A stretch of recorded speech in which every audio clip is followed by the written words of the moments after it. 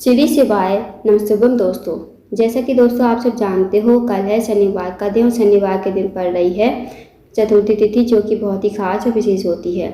बस दोस्तों, आपको एक बूंद घी से अचूक उपाय करना है। यदि आप इस उपाय करते हो तो जो भी आपके घर में लड़ाई झगड़ा होता रहता है, छोटी छोटी बातों पर बहस हो जाती है, आपके घर में भाई भाई की नहीं बनती है, पति पत्नी आपस में लड़ाई करते रहते हैं, या फिर सास बहू की आपस में नहीं बनती है, बस आपको एक बूंद घी से अचूक उपाय करना है। यदि आप इस उपाय करते हो तो कभी आपके घर में लड़ाई झगड़ा नहीं होगा, हमेशा आपके घर में सुख शांति समृद्धि बनी रहेगी।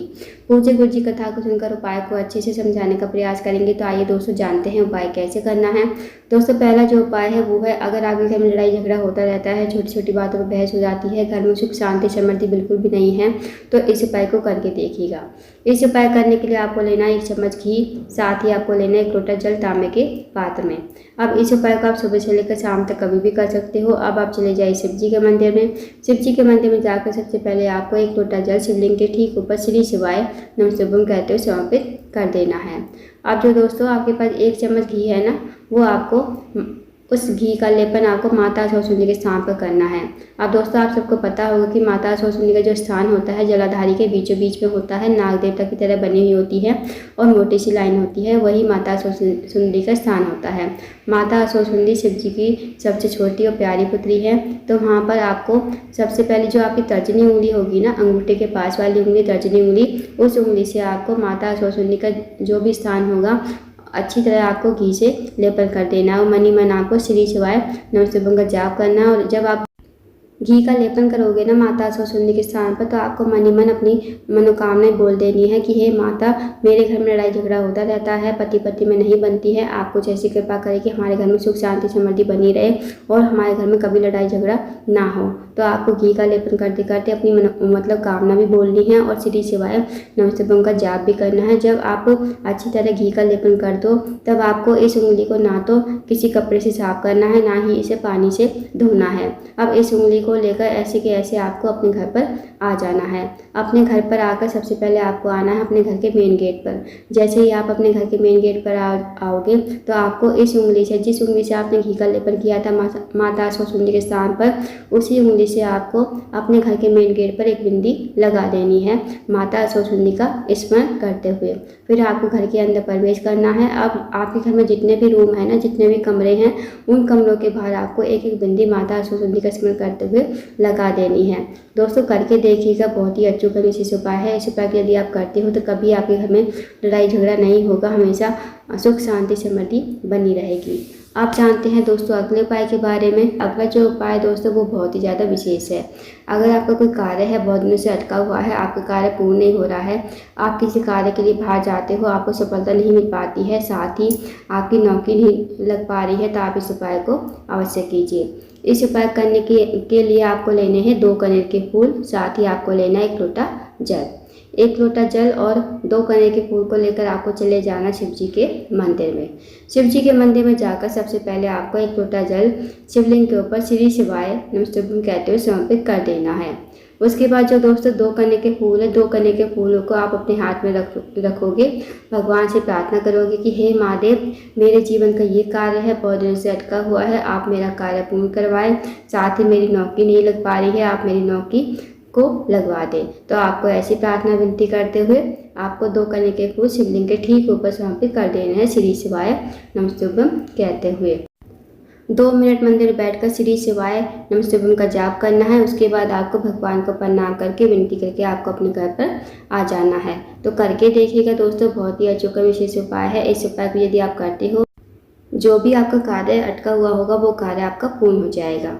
अब जानते हैं दोस्तों अगले उपाय के बारे में। अगला जो उपाय है दोस्तों वो है रोग मुक्ति के लिए। यदि आपके घर में कोई व्यक्ति काफ़ी दिन से बीमार पड़ा है, उसकी जो बीमारी है दूर होने का नाम नहीं ले रही है, तो आप इस उपाय को करके देखिएगा। इस उपाय करने के लिए सबसे पहले आपको लेना है 1 लोटा जल तांबे के पात्र में, साथ ही दोस्तों आपको लेनी है 1 बेलपत्र। अब जो आप बेलपत्र लोगे ना, कहीं से कटी फटी खंडित नहीं होनी चाहिए, इस बात का ध्यान रखना। अब दोस्तों आपको चले जाना शिव जी के मंदिर में। शिव जी के मंदिर में जाकर सबसे पहले आपको 1 लोटा जल शिवलिंग के ऊपर श्री शिवाय नमस्तुभ्यम कहते हुए समर्पित कर देना है। उसके बाद दोस्तों जो आपके पास एक बेलपत्र है वो बेलपत्र आपको अपने सीधे हाथ की हथेली पर रखना है, भगवान से प्रार्थना करनी है उस रोगी व्यक्ति के लिए जो रोगी व्यक्ति आपके घर में काफ़ी लंबे समय से बीमार पड़ा है। उसका नाम लेते हुए, गोत्र बोलते हुए इस बेलपत्र को आपको कुंदकेश्वर महादेव का नाम लेते हुए शिवलिंग के ऊपर समर्पित कर देना है। 2 मिनट आपको मंदिर बैठना है, श्री शिवाय नमः शिवाय का जाप करना है। फिर अब जो आपने बेलपत्र चढ़ाई थी ना शिवलिंग के ऊपर, वो आपको महादेव से विनती करते हुए औषधि के रूप में आपको अपने घर पर लेकर आनी है। इस बेलपत्र को घर पर लाकर उस रोगी व्यक्ति खिलाना है जो रोगी व्यक्ति आपके घर में काफ़ी लंबे समय से बीमार पड़ा है। उसको आपको कुंदकेश्वर महादेव का नाम लेते हुए इस बेलपत्र को चबा चबा कर खाने को कहना है। यकीन मानिए दोस्तों, यदि आप इस उपाय करते हो तो जो भी आपके घर में व्यक्ति रोगी है, बीमार है, उसकी बीमारी धीरे धीरे ठीक हो जाएगी। तो करके देखिएगा, बहुत ही अच्छा विशेष उपाय है। अब जानते हैं दोस्तों अगले उपाय के बारे में। अगला जो उपाय है दोस्तों वह है, अगर आपके जीवन धन की कमी है, पैसों की तंगी है या फिर आर्थिक तंगी से बहुत ज़्यादा परेशान हो, आपके घर में पैसा तो आता है पर पता नहीं चलता है कहाँ चला जाता है, माता लक्ष्मी का आपके घर में वास नहीं है, माता लक्ष्मी आपसे रूठी हुई है, तो इस उपाय को अवश्य कीजिएगा। इस उपाय करने के लिए आपको लेने हैं 5 गेहूं के दाने, साथ ही आपको लेना है 1 लोटा जल। अब आपको चले जाना शिव जी के मंदिर में। इस उपाय को दोस्तों आप सुबह से लेकर शाम तक कभी भी कर सकते हो। शिव जी के मंदिर में जाकर सबसे पहले आपके पास जो 5 गेहूं के दाने हैं उनमें से 4 गेहूं के दाने आपको गणेश जी के सामने समर्पित करने हैं। ओम गणेशाय नमः का जाप करते हुए या फिर श्री शिवाय नमः शिवाय मंत्र का जाप करते हुए। साथ ही दोस्तों आप सबको पता होगा कि शिव जी का जो पूरा परिवार वो जलाधारी पर विराजमान है। तो गणेश जी का जो स्थान होता है जलाधारी के राइट साइड पर होता है, तो वहाँ पर आपको 4 गेहूं के दाने श्री शिवाय नमः शिवाय कहते हुए समर्पित कर देने हैं।